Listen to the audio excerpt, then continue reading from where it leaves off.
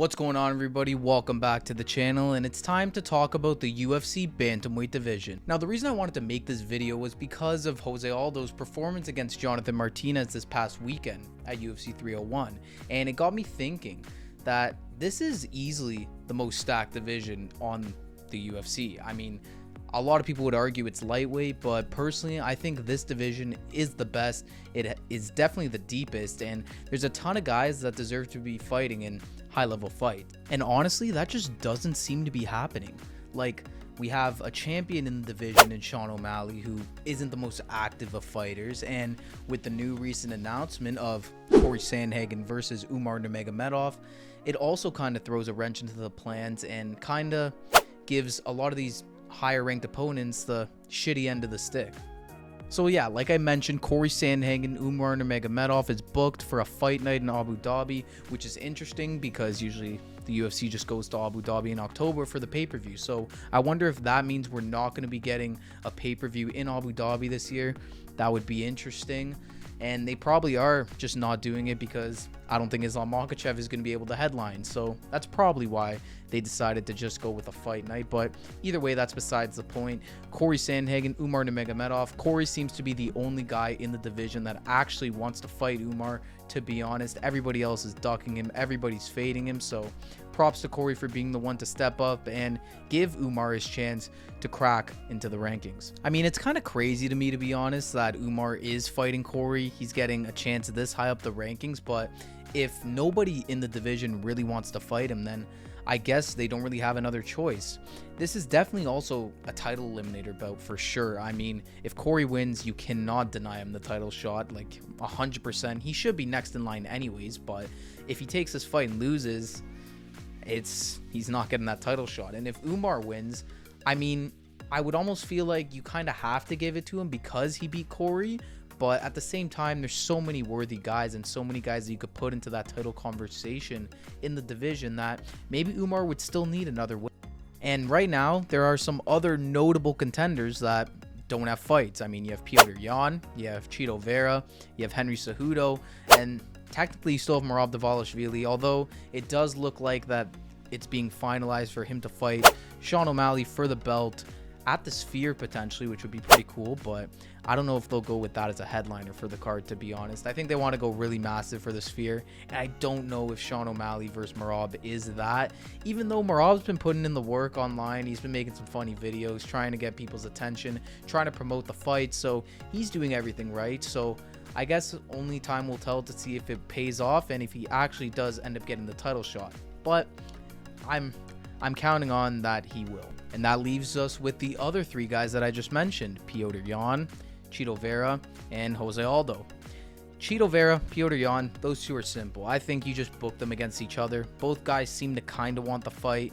Chito was talking a lot of shit about Petr Yan after that 299 card. It's kind of quieted down a bit, but I think ultimately it's a fight that makes sense for both guys. You have Yan, who's coming off of that win against Song Yadong, of course.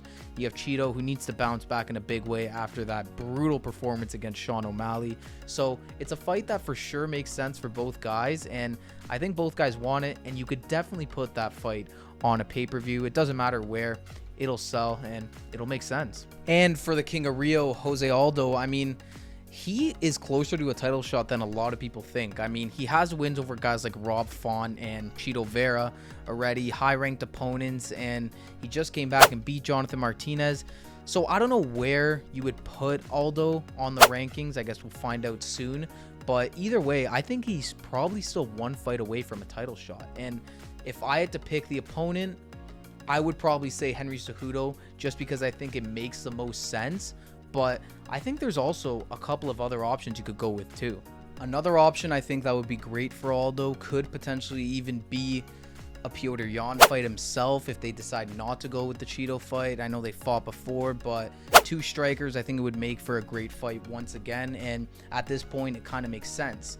The one I really wanted to see on his return actually was Dominic Cruz. I don't know if you guys could see my shirt, but I'm a big Dominic Cruz fan, and I want to see him have some fun fights before he calls it quits. I think Jose Aldo would still be a perfect fight for him. I think It would be kind of a legacy fight, and I think it's a fight that the fans would like to see a lot. And if Aldo's not really trying to push for a title or have really tough fights, then it's a fight that makes sense. Either way, there's a bunch of guys in bantamweight that need fights, and it needs to be booked because the talent in this division cannot be wasted. I mean, look at some of the unranked guys coming up like Peyton Talent and Umar himself. Like, there's just so much talent in this division that you can't pass up on it because guys don't want to fight or things like that, and the champion needs to be active. And in the past, Sean really hasn't been too active, but maybe we could start seeing a little bit more activity from him. I mean, it would do wonders for his resume as well and for his status as potentially a bantamweight GOAT at some point. I mean, if he could get a lot of these guys in this division on his resume right now, it'll only look even better in the future.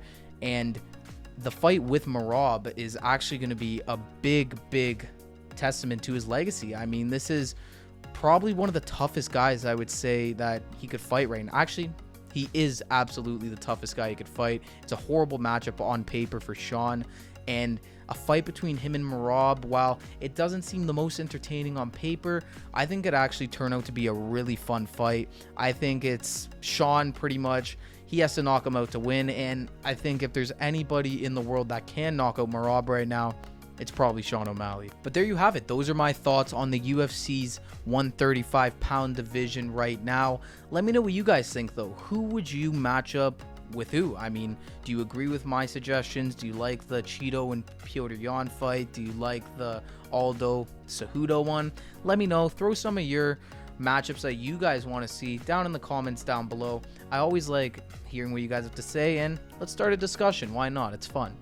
Thank you all for watching another one of my videos. If you guys liked, consider subscribing and commenting. Helps me out a ton, and stay tuned for more videos just like this. The month of May is pretty slow in terms of fights, but it gets really beefed up in June. I mean, we have the Islam card, we have the Hamzat Robert Whittaker fight, we have McGregor's return. I mean, June is going to be crazy, but there's still going to be a ton of content pushed out through the month of May, so hopefully you guys stick around for that.